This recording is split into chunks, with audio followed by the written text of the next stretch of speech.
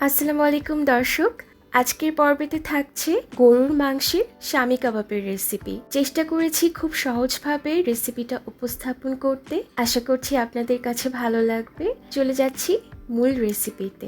প্রথমে একটা বোলে নিয়ে নিতে হবে গরুর মাংসের বাটা। গরুর মাংসের সলিড যে পিসগুলো থাকে সেগুলো নিয়েছি, তারপর সেগুলোকে ভালোভাবে সেদ্ধ করে নিয়ে ব্লেন্ড করে নিয়েছি। আর নিয়েছি বুটের ডাল বাটা। বুটের ডালটাকে প্রথমে ভালোভাবে ভিজিয়ে নিতে হবে 5-6 ঘন্টার জন্য, তারপর পানিতে সেদ্ধ করে নিয়ে পানি ঝরিয়ে ব্লেন্ড করে নিতে হবে। আর নিয়েছি টোস্ট বিস্কিটের গুঁড়ো, রসুন বাটা, আদা বাটা, তারপর এখানে একটা পেস্ট ব্যবহার করছি।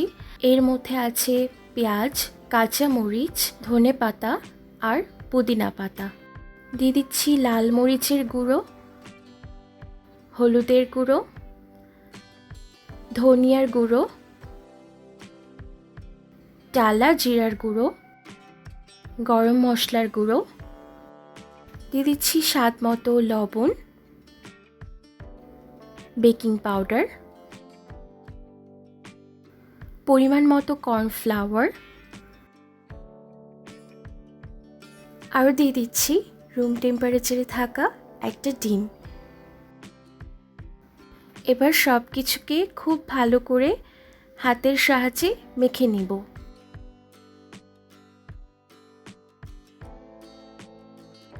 যখন মিশ্রণটা ভালোভাবে মাখা হয়ে যাবে তখন ছোট ছোট বল করে নিয়ে কাবাবের শেপ দিয়ে নিব।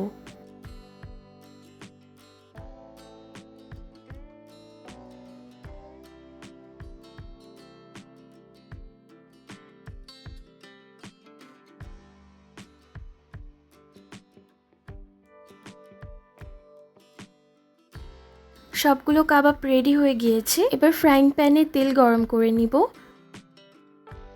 তেল যখন খুব ভালোভাবে গরম হয়ে যাবে তখন একটা একটা করে কাবাব ছেড়ে দিব। এবার লো টু মিডিয়াম আঁচে সবগুলো কাবাব উল্টে পাল্টে লাল লাল করে ভেজে নিব। তৈরি হয়ে গেল দারুণ স্বাদের গরুর মাংসের শামি কাবাব।